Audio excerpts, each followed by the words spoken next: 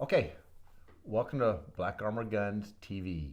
And today we are with Chris Campbell, retired Green Beret out of 5th Special Forces Group, friend of mine. And he is also the owner of C3 Customs, Cerakote. Yes. Right? You do other things besides Cerakote? Do woodworking, tinkering like that. Yeah. Gunsmithing, general gunsmithing. Right. Nothing too extensive. I don't have any of my machinery anymore, but I dabble in a lot of things. Good, good. So you obviously do the Cerakoting for my company, Black Armor Guns, Yes. and all our rifles. And what of that challenge of listening to me bitch about Cerakote all the time, what is the hardest part of Cerakoting one of those rifles, or any rifle, to say that? I wouldn't say anything's overly hard. It's all the prep work that goes into making sure that your guns remain as accurate as humanly possible and keep the tolerances that you have had, explicitly machined into your guns. Making sure that I'm not going to blow any tolerances. I wouldn't say it's hard. It's just time intensive. Where your everyday off the shelf AR, I can pull it apart, bead blast. I don't have to worry about plugging holes because it's already kind of loose and rickety as it is. Right, right. And actually, the Cerakote will tighten it up and make it a little bit better firearm at the end of the day. It going on a thousandths or so thick when applied correctly. As I see a lot of people who don't have it applied correctly. You can't get two parts to move together. Engravings are completely filled. You can't read serial numbers anymore. Things like that. But no, when applied correctly, it can add tolerances, and they'll get worn down, just like Hamfit 1911. Going back to my world. I've seen you, sanding them down to get them to fit. Yep. Yeah, that's a pain in the butt. Last slide to frame was 3-ish hours, give or take a little. But now it's like glass. I like it. But still, going back to Black Armor Guns, you've already got those tolerances machined to where they're tight. So I wouldn't say it's hard. Again, time consuming. Getting in there and plugging all the holes. I've got a precision milled stainless steel rod. Oh, that thing you put in the receiver. Yeah, that I put through your upper receiver to make sure that no Cerakote or anything like that gets in there and will affect the performance of the bolts that you're using, things like that. Pending where I get the Cerakote in the process, sometimes you have already lapped that upper receiver to the barrel. And running that stainless steel rod in there with the it's put together by me, but still it's got a barrel nut on the end of it to protect the end of that. So yeah, that helps me a lot when I'm mating the barrel to the upper receiver, and and I bed that barrel, that barrel extension. If that's got Cerakote in there, I've got to take all that out so I can get that bedding in there. So I want to leave it hard coat anodized because you pay to have it hard coat anodized. Right. I'm not going to take that away from it, which I've experienced it with several companies before where I've taken just blue painter's tape and put it on the anodizing, and I've been able to peel off the anodizing with blue painter's tape. Right. And that's a very mild tape. Yours, I kick it down to 40 psi, and I can etch the surface of the hard coat anodizing to make the Cerakote adhere. And again, lesser hard coat anodize, even at 40 psi, I'll blast their anodizing off. And once I've blasted the anodizing off, if I don't just take it all off, it gives it kind of a textured finish, which I never like anyway. But well, speaking of that, I've got like 3 guns over there filled with parts for you to make it happen, Sarge. Yeah, so I can't wait for the list to come out of what I'm going to do there, because I heard. So we have some custom colors you and I have come up with. Yes. For that, and you've got them on some magazines over there. I do, for display purposes. Yep. So I've got Green Dragon here. This is a color that I developed for Black Armor Guns. Byron, after sitting down and doing my spray outs and stuff like that on an upper receiver, so you can see how it sits on angles and everything like that.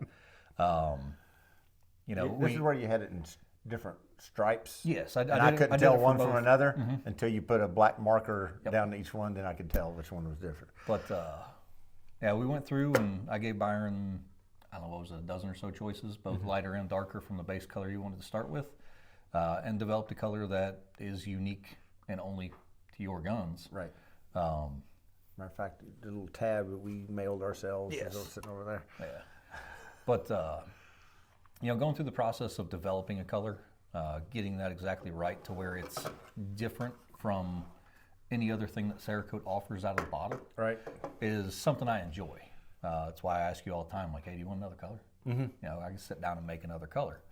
I've been doing that for many years. It started with Uncle Tim's gun. Right. He wanted something copper, and through the process, I messed with him a little bit. I made kind of a pinkish salmon-y kind of color. Isn't that what you colored my gun? Yeah. We ended up going with that. Missy said you'd like it. But, I developed a copper color for him, and for a long time, it only ever went on his guns. Well, I like the color too, so I had to do a variant of that for me. Right. Just to keep it unique for him. But color development is something I enjoy, doing something out of the box. With that being said, This is Green Dragon. Yep, Green Dragon. And then we've got Black Armor Guns Dark Earth. Again, we started with a base color, and I did 6 spray outs, 6 going darker, 6 going lighter. And then, after dividing them out, we were able to decipher which was which. At which point you made the decision of this right here was it. Next came the process of picking out the sheen level that you wanted. Yeah, I was a dick about that. I apologize. No, it's perfectly fine. I'd rather go through that process. Apparently, there's a and get it right. limit because I don't like a lot of sheen. I prefer it to be flatter if possible. However, with Cerakote, you run the risk. I guess you told me of chalk. Yes, it gets kind of chalky. So there's a careful balance there. There is. It's I relate it back to like my wife's books. She publishes books, and all her covers are flat. They've got kind of I don't know if it's a film or something like that, but if you get it wet, if you run your fingernail over it, it'll become glossy again. So you got to be careful with it. But when it comes to Cerakote, if you get that kind of chalkiness, one, it kind of feels weird. Don't really like the feeling of it, and just it rubbing against your skin. Any dead skin cells will stick to it. Depending what kind of cloth you're going to use to oil the gun and wipe it down, you'll get a bunch of fur off the rags. But with that, we're on the verge of chalkiness with Green Dragon. We're 22-1. The Dark Earth, we're at 20-1, which is the standard. And then I do the same thing with the black. So all the small bits, we'll say, your pins, your controls, castle nut, things like that. They're all done in the same Cerakote across the board because from you the get them factory, different, right? They're all going to be different. Even the dust cover gets done, and that's a lengthy process as far as degreasing, blasting down, having to gas it out to make sure I don't have any oils left in there. That'll come underneath your Cerakote when you're. And sometimes it's a process of degreasing 3-4 times to get all that oil out, or grease out, I should say. But going through the process of that, I can get a quality product that looks uniform across the board, to where if you again take any off-the-shelf AR, you're going to get your castle nuts different from your end plate. Those are a different color than your trigger. You see it with any well gun you get off at a gun store. And to me, uniformity just makes it look a lot better. When I first started this a couple of years ago, you and I had the same vision when it come to, if you're going to have a premium rifle, it needs to have premium looks also, because looks has a vote. It ain't as high as accuracy and dependability, but it does have a vote somewhere down the line. And why not make it look right? Yeah. You know what I mean? And that's where we and I came together. So, you know what? Everything that's black is going to look the same black. Yep. Yeah, going through doing that. That's not a difficult process. Again, we've got our sheen level down with what we like. When it comes down to it, to make sure I'm consistent across the board, I measure everything out with syringes whenever I'm drawing the paint. Goes into a test tube so I can get the mixtures right, weighing everything. That kind of, mess as far as that goes, because it does make a mess. I've got extra things to clean. But, I'm able to achieve consistent results. But with that being said, I remember the first Cerakote gun that we did. We had a little bit of a mishap, didn't we? Yeah, it was Dylan, who's behind the camera right now. We were filming whose gun was that? Richard's gun. Yeah, it was Richard's. Richard's door kicker, and when I got done assembling the top, and Dylan just happened to be filming at the time, he's like, "Byron, you got a nick." I'm like, "No, I don't." "Yeah, you got a nick. Come look in the." And I looked in the camera, or on the, I looked on the camera on the video, and sure as shit, there was a nick in it. Yep. And I was like, "Son of a bitch!" So I disassembled the entire thing I've been working on, took every part back to you, every part, because I can't just take that part, because even though it's the same color, it might be different humidity that day or something like that makes it look a little different. And I requested everything to come back to I make brought sure everything that back on my everything was dime, consistent again. not the customer's dime. You brought it all back down to metal and re-cerakoted it and did it just like you're supposed to, and then it turned out fine. Yes, I'm an idiot sometimes. Sorry, my bad. It happens. And what I tell you, whenever you said, "Hey, I messed up," I said, "Hey, the first few I did too." And Right. I had to go through and Just not used to working with Cerakote at the time, you know, and And I told you you get more comfortable with it as you went. You suggested some tools that I should use and techniques, and I figured it out, and now I'm kick them out without. Yeah. I'm very paranoid still. Don't get me wrong, but I'm not sending guns back to you. That's a good thing. Yeah. But no, with that, with our color combination that we have here with the Black Armor Guns Dark Earth, the Green Dragon, and our sheen of black there, I went through and kind of developed a couple camo patterns. One of which you saw on a customer's gun that I did, not in your colors, but in several other colors. Yes, and I was turned on by it. Yes, and you like that quite a bit. Well, I gave you two variants of it. First off, the one that you really liked. It's more of an organic pattern with the Dark Earth as the base, the Green Dragon as the next coat, and then black shadowing around the patterning. And the idea behind this is to break it up, give you some sort of organic look, and just break up the outline of the rifle, really. Because there's no straight lines in nature. Now the black parts, pins, safeties, and all that is still black. Yes. This is just on the parts that you would normally camouflage right here, right? Because I've done guns before where we keep everything a constant color, like everything's green or blue or whatever, and at the end of the day, it just kind of looks like a toy. Yeah. So I try to steer customers away from that, because at the end of the day, it's still a functioning gun. You don't want it to look like a toy or be perceived as a toy. That just sounds like liability issues. Right. Not something I'm really too fond of. But I gave you another variant, and I've done this on several guns. Again, different color combinations, but we're using more of a Vietnam Tiger Stripe kind of look to it. And with that, I can lay them horizontal, I can lay them vertical, that kind of thing. And I've even gone so far as to take multiple uppers and match them to the exact same lower. Now that is a tedious process. Right.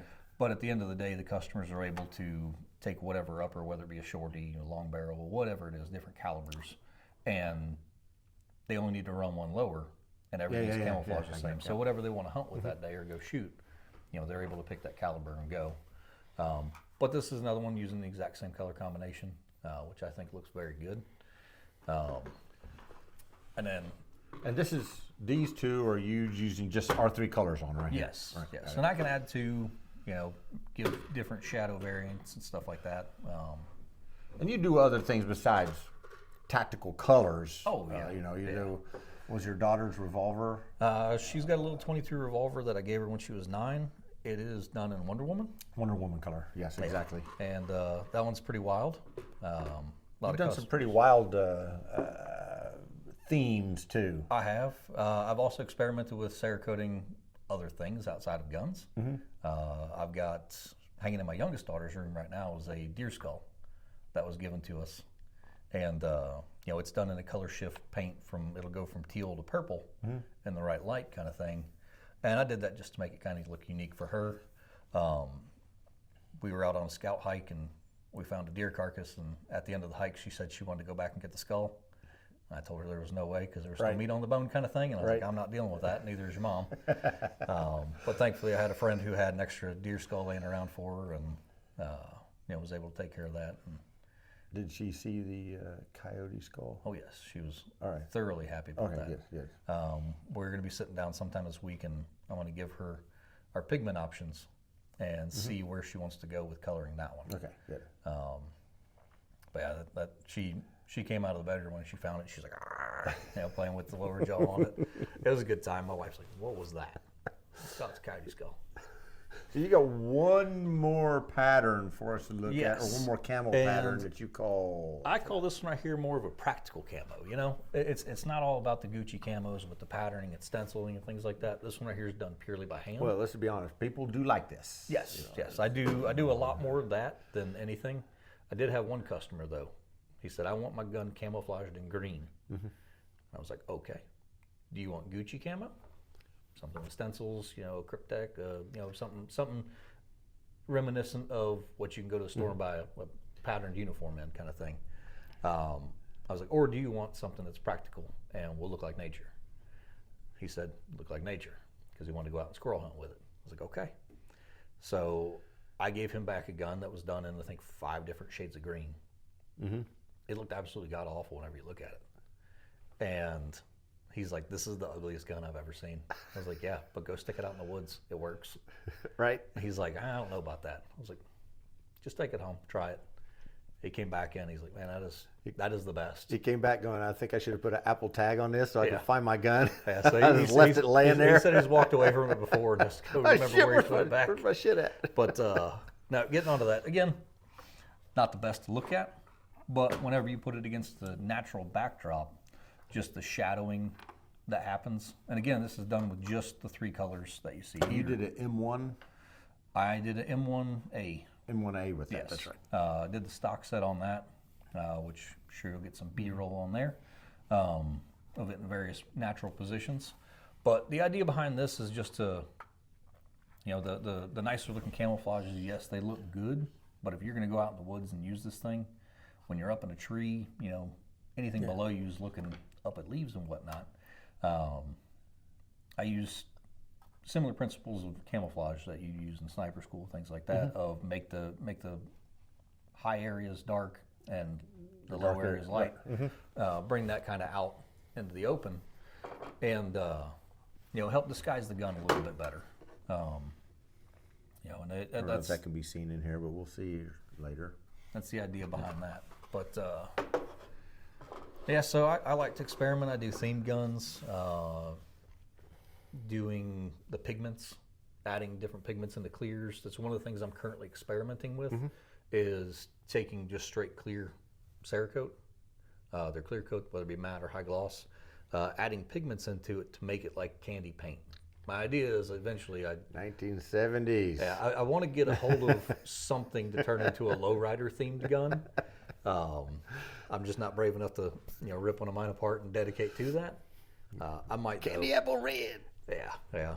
Well, the idea behind it is like the old lace they put on the roofs of the cars, things like that, and do spray overs, and I like that stuff's always fascinated me. My uncle, whenever I was younger, had one of those little, I think it was a Nissan, might have been a Toyota. Either way, he had that thing done up in 87 different colors, and it was all kinds of crazy back then. And ever since then, whether it be airbrushing model cars whenever I was a kid, I was always trying to figure out how to do that kind of stuff. And now I get to do it on guns eventually. So how durable is this stuff? I mean, you really don't see a whole lot. You see some wear on when it's anodized. You see wear, but you don't see any chipping or anything. How durable is this stuff, and how does it wear? So going into something like putting your firearm into a holster, Be wary of a man with a shiny Glock. Yeah. Shiny Glock. it comes out quite often. That's right. Especially that Tennifer finish, you will wear even that down, depending the holster you have. If it's too tight, basically, or you get something down inside of there, and next thing you know, you're dragging that across, and scraping the heck out of whatever finish you have. Now, Tim, you did a Cerakote on Tim's Glock, and the think I four might have done corners on that, the 4 corners on that are wore out, where he's been training constantly on it. The metal is polished to Yeah. anything higher than I can do. And that's with any coating. I don't care what the coating you put on there. It's going to wear. But under normal wear and tear. Under normal wear and tear, like my 1911 I got in the truck right now. I'm an unusual person. It goes in the holster, stays on my hip all day. Whenever I get home, done for the day, it comes out, unloaded, all that kind of stuff, because I keep other guns loaded in the house. I don't need to have, another one sitting on top of the dresser loaded. Right. But with that being said, like there is some minor wear, and I think part of that's attributed to me learning how to make holsters. Right. I did dabble in that for a little while. There's just no real money in it for me, other than me saving money on getting holsters for everything yourself. that I want. Right. So that was an investment my wife was not very happy about, buying all the stuff to do that. Bring it out here. We'll make them out here. Yeah. I mean, it's a vacuum table, everything else. Right. We can do whatever we want to there. But no, depending on the holster, pending how you use it, like a brush gun. If you're out there beating down sticks and going through the woods and stuff like that, yeah, you may experience some scrapes or some scuffs, things like that. But at the end of the day, it's fastly becoming the industry standard. Even companies are putting it out. If the gun's going to be black, it's cerakoted black. Right. And not to say everybody's doing it. There's still people out there doing tinted for finishes, the PVD finishes, whether it be the DLC, the diamond light coatings, things like that. But generally those, especially diamond light coating, you're going to pay a higher premium for, just because of the process that goes through. Well, I know. Boat carrier groups. Whew. Yep. But with that being said, it is a super slick finish, and it is highly durable. You're just going to pay for it. Mm-hmm. Nature of the beast kind of thing. You get what you pay for. You get what you pay for. And with that being said, and you get what you pay for. When it comes to me, I've held this for the last 15, 16 years that I've been doing any kind of firearms coating. If it does start to chip, flake off, have orange peel, anything like that you notice that I didn't catch on the way out the door, I warranty all my stuff. Mm-hmm. So send it back to me. It'll be redone. No questions asked. Nothing out of your pocket. It's all going to come out of mine, because obviously I screwed up somewhere along the way and didn't do it right the first time. I take pride in my work, which is, part of the reason that I'm here with you, and I stand behind it. I always say, you can go somewhere else. They may be cheaper. Which you've had customers do that before, though, ain't you? I have. Yeah. And when I first moved from Springfield, Tennessee, up to Clarksville, Tennessee, there were several people in town doing Cerakote. One of which I worked with and helped him get into it. So I was then directly working against my competition that I'd trained. But with that being said, I always made the joke that if you got something done from them and you weren't happy with it, or several times I got a gun in that just didn't function. I don't know who put it back together, but they clearly didn't do any kind of functions check. They were just like, that pin is good, call it a day. Right. I always made the joke that I will do it for half my cost. So whatever my list price was for that, half of that. I had to fix several things. Nobody's perfect. I'm sure there's somebody out there that wasn't happy and never came back to me. But let's get to that assembly thing. That has to be one of the toughest parts of this, especially when you get a gun you've not done before. Yep. And when you disassemble it, it's not like I just take the upper from the lower and start spraying it, right? No. You have to take it down. Everything comes out.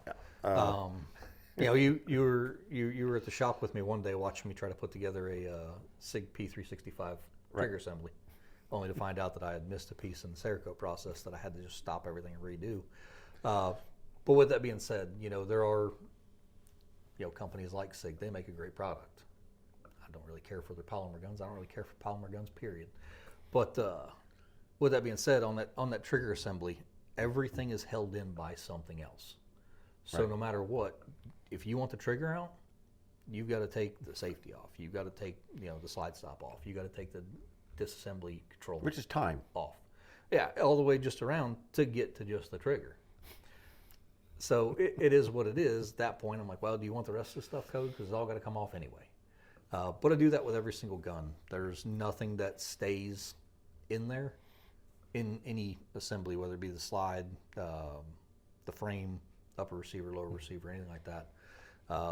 Bolt guns, again, like I discussed earlier, pending tolerances. If I I prefer to have a full gun whenever I start doing right. cerakote, so I can start checking tolerances. And it's one of those things, like if I get a bolt gun in, and having built custom bolt guns for several years, your bat machine, your Defiance, things like that, you're paying a lot of money for that thing to be like glass. So I'm going to tape off the inside of those receivers. The same as running the stainless steel rod down through yours. I want that finish to remain exactly how it's supposed to be from the factory. But sometimes I go to pull the bolt out and it's a little rattly. I'm like, okay, well, outside of the lugs on the bolt itself, because I tape all that off, I'll spray the inside of the receiver. Whenever I start breaking it back in, that cerakote will tighten it up, make it feel a little bit better. But again, 1911s, things like that. I've got jigs to cover up frame rails, slide rails, things like that. I've invested the money either into having them made or purchasing them if they were already there. Yeah. Just to help the process, because at the end of the day, You had to make some tools too. Yeah, I've had to make several things, especially for some of the shotguns I've had to work on. Side by sides and over unders are a nightmare. Some of those require very specific tools that I don't even know how to Google them. So I just figure out how to make them, and through a process of trial and error, I get there. But no, with that, I've got to reassemble the gun. I've got to give you back a functioning gun at the end of the day. Whether I received it in a bag because you took it apart at some point in your life, like my buddy's 1911. He's like, I've had this thing apart for 3 years now. I took it apart to clean it. I have no clue what I'm doing. I'm like, I got you. So he's getting a few extra things done outside of cerakote. I'm gonna, give him a bit of a trigger job. I'm not gonna take him down super low, but I'm probably gonna hit that 3-pound mark for him. Checkering the front strap, because he grabbed a hold of one of mine. He's like, I like that. Right. So I've got to go through that process of hand filing all the checkering in, because I don't have a machine to do that. It's one of those things. You got to get the gun back. It's got to function right out of the box. You shouldn't have any issues, because it's potentially something you're going to need to save your life. Right. And I don't want to be the cause of you potentially having something happen to you or happen to one of your family members, because you pull out a gun that I worked on and you go to pull the trigger and it's a dead gun. So if folks wanted to see your work, where do they go? Instagram or Facebook, it's going to be C3 Customs TN. For Tennessee? Yeah, for both of them there. I am absolutely god-awful at technology. Does you have a website coming up soon? Yes. However, my wife is running that. And yeah. No, she's doing good. She's getting things together. She keeps handing me like link charts, saying, how do you like how this right here will be laid out? I'm like, Yeah, sure. cool. Yeah. Whatever you think looks best. I am horrible at this, and I'll send her links to other websites. I'm like, I like how this one right here is laid out. I can click through and see how things are going. Because on that website, eventually, whenever it's up, there'll be the cerakote page with a gallery, and I've got hundreds upon hundreds of pictures. I just don't have them. And if somebody wanted a door kicker or a champion from Black Armor Guns, when it comes to color, I just refer them to you told me you're referring to a website that has... Yeah, you can go 'cause you directly can get to... every one of those colors at those websites. Yeah. So if you go directly to cerakote.com, you can view their shop gallery, and if you want a themed gun, you can type in whatever theme it is. And if the individual who completed that gun tagged it all right, it'll pop up with whatever tags you happen to be searching for. Or you can just say, hey, I had a lady come in and said, I want a Deadpool gun. I said, cool. You got any preference on how you want it to look? She's like, no, just make it a Deadpool gun. So I had to go through, and she had kids, so I had to do it tastefully, even though it was Deadpool. But go through and figure out how I wanted imagery to be on there, distressing it, aging it, kind of making it look a little bit rough around the edges, like Deadpool is after a fight scene kind of thing.